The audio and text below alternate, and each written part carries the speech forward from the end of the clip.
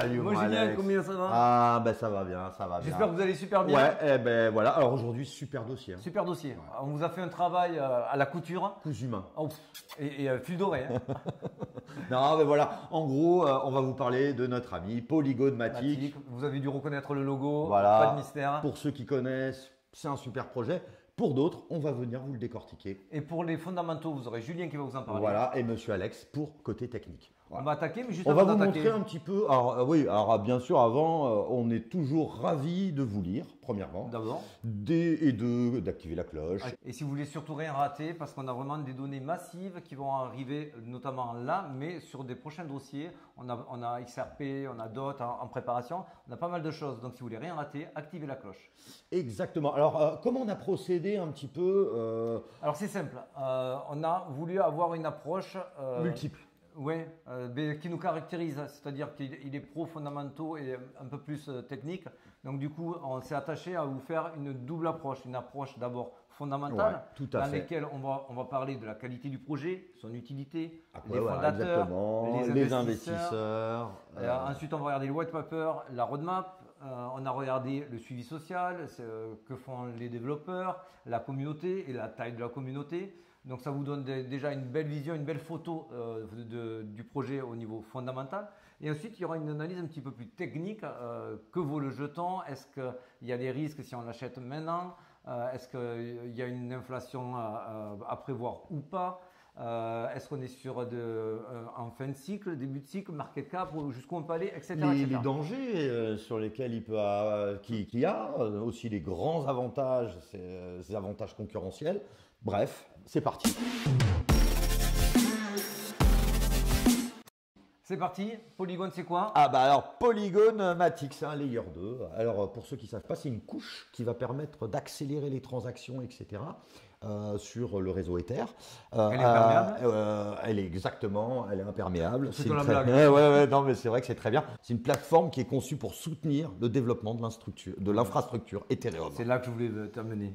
C'est ça avec Et ça. voilà, et aider en fait Ethereum à évoluer. Et c'est pour ça qu'après, tout à l'heure, on parlera potentiellement un petit peu de son inconvénient, parce qu'il est en front avec The Merge, la nouvelle version, on va dire, d'Ether, qui entre en pure confrontation avec lui.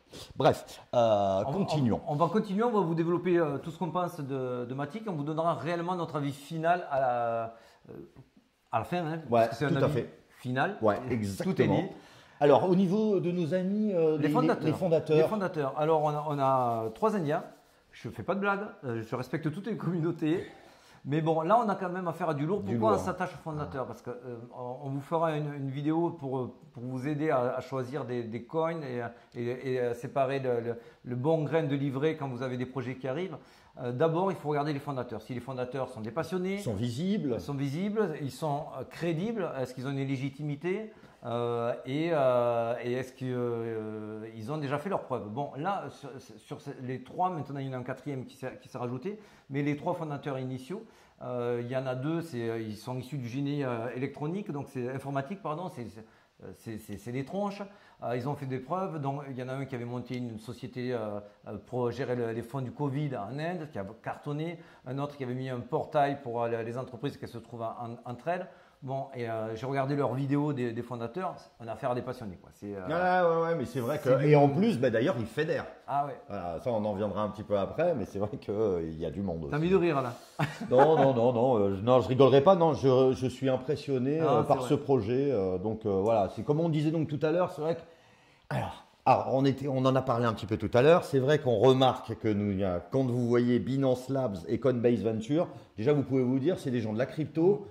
Ils sont pas venus là parce qu'ils ont vu la lumière. Hein. Voilà, exactement.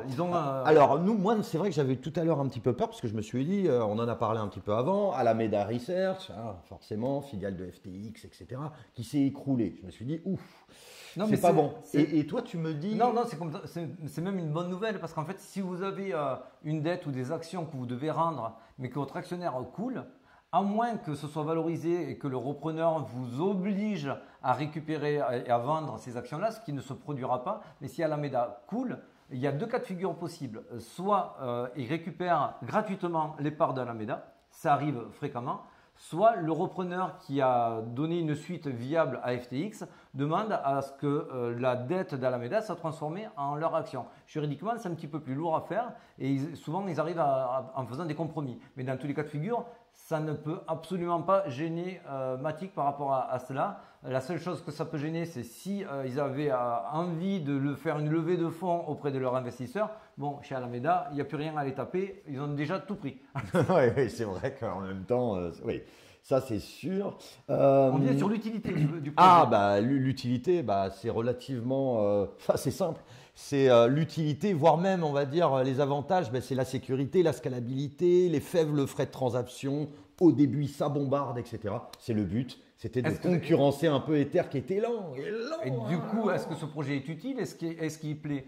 Là, on voit qu'ils viennent de signer quand même en novembre des gros partenariats. Oui, parce qu'en plus, il a tout à fait raison. Il est en train de signer des gros partenariats. Surtout, c'est que c'est une entreprise B2B, ce qui est très très bien.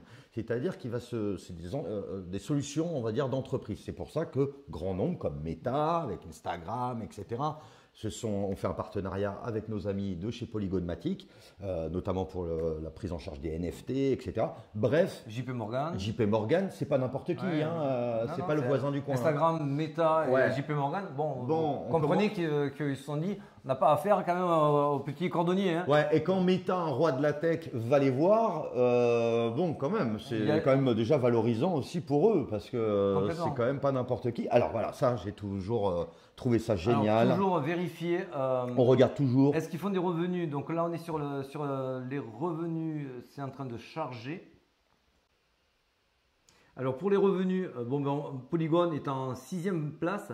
Alors attention, il y a Solana qui est devant, mais c'est les revenus de l'année dernière. Donc ils risquent de passer devant obligatoirement, Solana. surtout qu'en plus ils ont pris des projets Solana pour les venir chez eux. Donc ça c'est vrai qu'il faut toujours un petit peu regarder, parce que souvent on regarde un petit peu des projets qui gagnent de l'argent. C'est ça. Parce que c'est Paul Crypto qui disait.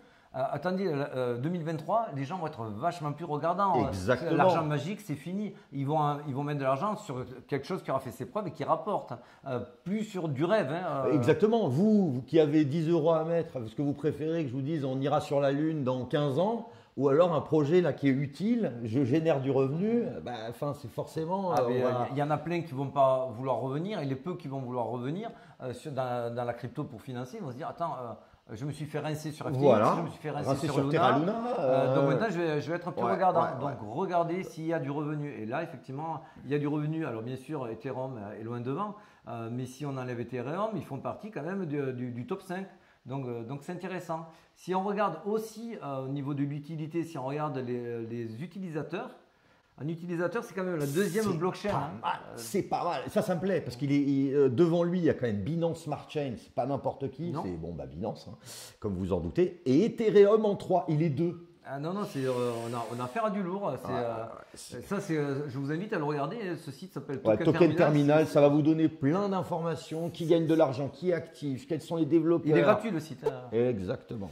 Autre point qu'on regarde beaucoup aussi, c'est est-ce que les développeurs sont actifs sur ces blockchains, sur ces protocoles. On voit que… On l'a dans les 10e positions, mais bon, Solana va forcément rétrograder, NIR aussi. Donc on va l'avoir dans le top 10. Donc il a réellement un rôle à jouer très intéressant.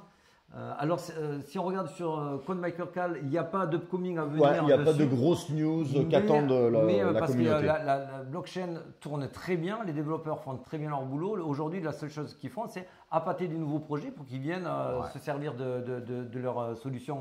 Très fort en communication. Regardez leur site, je vous invite à aller le voir, etc. C'est une bombe. C'est une bombe.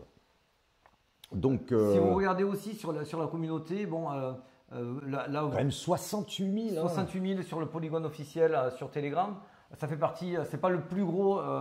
Terra Luna était un des plus gros. Il y a des belles communautés comme ça. Mais on fait partie des gros. Et vous voyez là, à l'heure qu'on vous parle, ça déroule. Social engagement, 247 millions. Vous imaginez, ça en parle, grosso modo. Et on a les totales mentions, grosso modo, c'est 521 000 personnes qui mentionnent Polygon, etc. Voilà, on est vraiment sur un projet. Il y a du monde, il y a des développeurs, il y a des projets. C'est utile. C'est utile. Ça brasse de l'argent. Voilà. Donc, fondamentalement, ça coche les cases pour nous. Au niveau de la technique, maintenant. C'est simple. Au niveau de la technique, je vous ai fait deux approches. Une approche pour faire un petit peu de DCA et une approche si vous êtes plutôt à la recherche de l'entrée parfaite. Donc là, on est sur du weekly. On est la zone rose, c'est la zone de rechargement, là où la smart money, là où les professionnels rachètent. Et aujourd'hui, on a une zone d'imbalance. La zone d'imbalance, vous l'avez entre 0,63 et 0,69. Donc là, ça ne serait pas déconnant d'y retrouver le jeton. Donc faire un call épuisette là-dedans, c'est pas idiot. Tout à fait. Alors quand on dit un call épuisette, c'est juste de mettre un ordre si vraiment ce projet vous intéresse. Par exemple 0,63 sur votre exchange préféré, etc. Et voilà, grosso modo, c'est ça un exchange épuisette, c'est qu'on est loin encore de ce prix, mais il est possible une mèche qui vienne chercher Après, si vous êtes moyennement regardant, mettez-vous un prix à 0,75. Vous pourrez avoir un très bon prix. Vous êtes sur la zone des supports, 0,75. Et si vous ne voulez pas vous prendre la tête, un DCA aujourd'hui, en achat marché, c'est pas déconnant. Tout à fait. Tout à fait. On passe rapidement.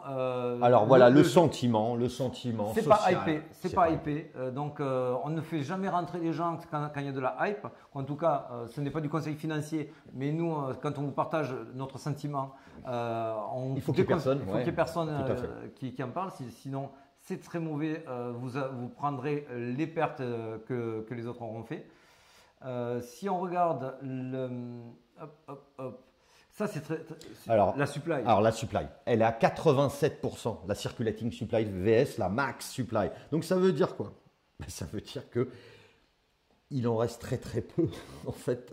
Donc, ça ne va pas être dilué. Si vous achetez un jeton, il ne va pas être dilué parce que d'un coup, ils vont ressortir 3-4 millions sur le marché. Exactement. Donc, elle est fixe. Donc, ça, c'est super. D'ailleurs, on peut la vérifier ici, la supply. Ah oui, alors ça, tu l'avais fait, ça, c'est génial. Alors, ça fait un peu barbare, ce graphique, mais en fait, plus c'est plat, là, vous voyez que c'est plat. Il faut éviter que ça fasse des grosses montagnes russes ou surtout des grands escaliers. Ce qui amènerait de la dilution. Plus vous voyez haut, plus votre jeton est dilué. Donc là, vous voyez que c'est plutôt montant, mais plat. Donc, ça veut dire que la supply est maîtrisée, l'inflation est maîtrisée, donc c'est super.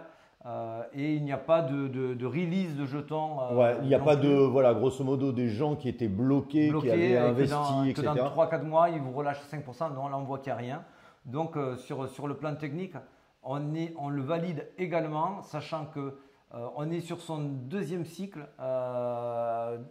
Normalement, la maturité, c'est entre le deuxième et le troisième. Donc, est-ce qu'il a donné tout son potentiel sur le cycle d'avant ou est-ce que ça sera sur le prochain? À voir. En tout cas, il faudra compter dessus. Techniquement, il est bon. Il est bon. Alors, moi, je vais mettre 2-3, peut-être un petit. Normal, il faut toujours le dire. Ils ont lancé Polygon SDK, il est encore récent, on ne sait pas comment ça va bien fonctionner, etc. Et surtout, avec The Merge de Ethereum, on peut se poser la pertinence en fait de Matic, parce que le but c'était d'accélérer les transactions, de la facilité, etc. Et si Ether le fait, après bien sûr, vu tout ce qu'on vous a dit, il y a des partenariats en cours, petite société un petit peu nouvelle, donc plus agile, on va dire. C'est pour ça que peut-être Instagram et allez les voir plus qu'un Ethereum qui est un vieux dino. Voilà. Sur ce, on a été complet. J'espère. Exhaustif. On espère avec plaisir. Pas trop long. Oui, avec plaisir. Vous n'hésitez pas à le dire si des fois vous voulez plus court. Mettez-nous en commentaire si vous voulez des jetons qu'on vous les étudie, ça sera avec plaisir. Ouais, avec plaisir, avec plaisir. Sur ce, bonne journée. Bonne journée. Bonne journée. À très vite. Bye.